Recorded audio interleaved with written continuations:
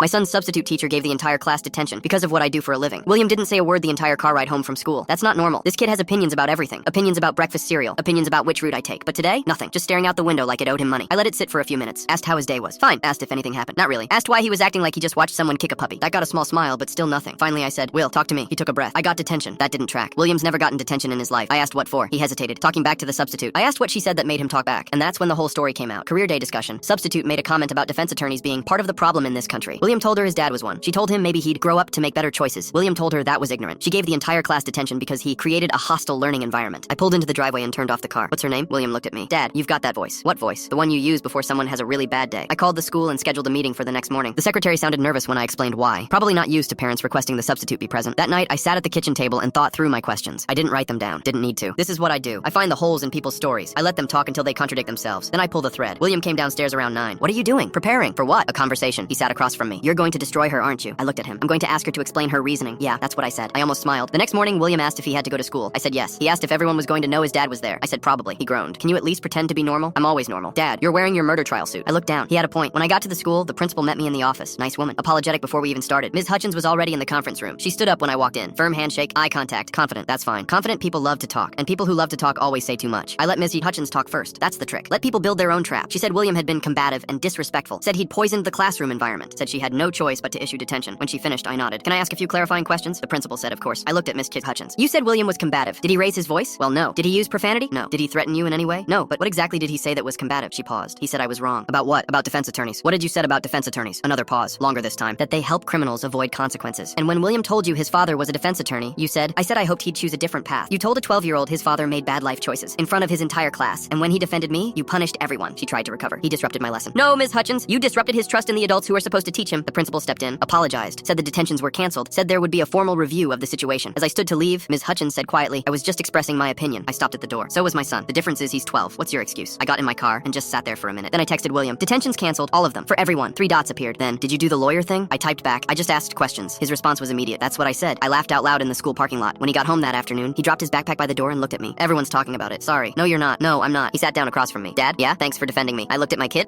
The one who stood up in front of his whole class and told a teacher she was wrong because she insulted his father. You defended me first.